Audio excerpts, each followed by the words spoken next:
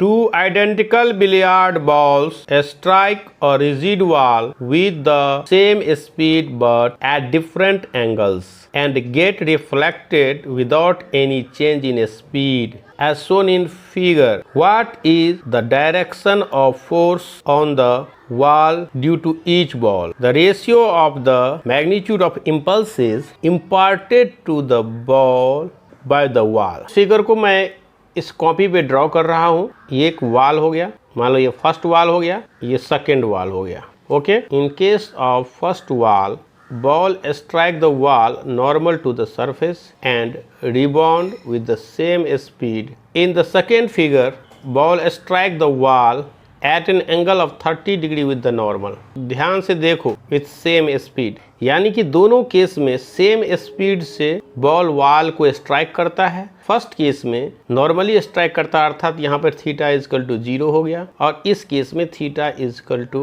30 degree हो गया। हम इस दोनों क्वेश्चंस को थीटा लेकर के सॉल्व करके फाइनल रिजल्ट फाइंड आउट कर सकते हैं। देखो, फर्स्ट क्वेश्चन जो हमें फाइंड आउट करना है, बॉल के द्वारा जो वॉल पे फोर्स लगेगा हमको निकालना। फर्स्ट हम फाइंड करेंगे change in momentum of the ball.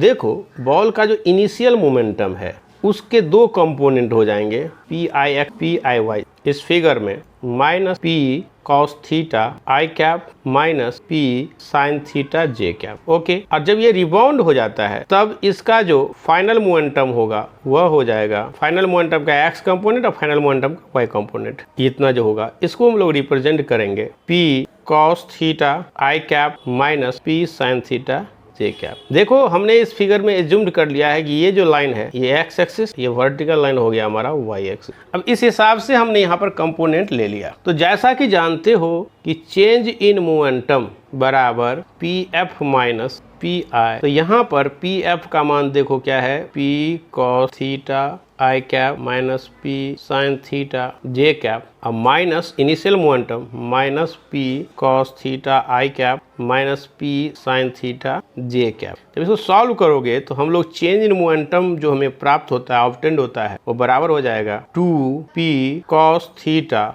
I cap plus 0 J cap, यानी वाई एक्सिस के अलॉन्ग चेंज इन मोमेंटम 0 हो गया, एक्स एक्सिस के अलॉन्ग जो मोमेंटम हो जाएगा p कॉस थीटा का 2 टाइम्स हो जाता है। तो फर्स्ट केस में क्या है, थीटा इजकल टू क्या है, case first, theta is equal to 0, therefore change in momentum in first case will be 2p I cap. इसीलिए वॉल पे जो फोर्स इम्पार्टेड होगा, collision of the ball, from Newton's third law हम जानते हैं कि जब ये स्ट्राइक करेगा तो दोनों जो एक दूसरे पे फोर्स लगेगा उसका डायरेक्शन एक दूसरे के जस्ट अपोजिट होता है। चेंज इन मोमेंटम जो हो गया, सो किसका निकाले हम, बॉल का निकाले। चेंज इन मोमेंटम का direction along the x axis है, तो स्वाभाविक बात है जो direction of force on the ball जो है वो एक्स एक्सिस के अलोंग होगा, तो बॉल के द्वारा जो फोर्स का डायरेक्शन होगा वो एक्स एक्सिस के जस्ट अपोजिट हो जाएगा। देख लिए, और इस केस में भी जो फोर्स होगा वह एक्स एक्सिस के जस्ट अपोजिट डायरेक्शन में होगा, वह एक्सिस के अलोंग कोई फोर्स नहीं काम करेगा। अर्थात जब किसी वाल को हम लोग नॉर्मली स्ट्राइक करते हैं, चाहे सम एंगल से स्ट्राइक करते हैं, इन दोनों केस में जो फोर्स काम करेगा वाल पर, वो वाल पर नॉर्मली एक्ट होगा, और बॉल पे जो डायरेक्शन ऑफ फोर्स होगा उसके जस्ट अपोजिट वाल पे काम करेगा। क्लियर है कि यहाँ पर भी जो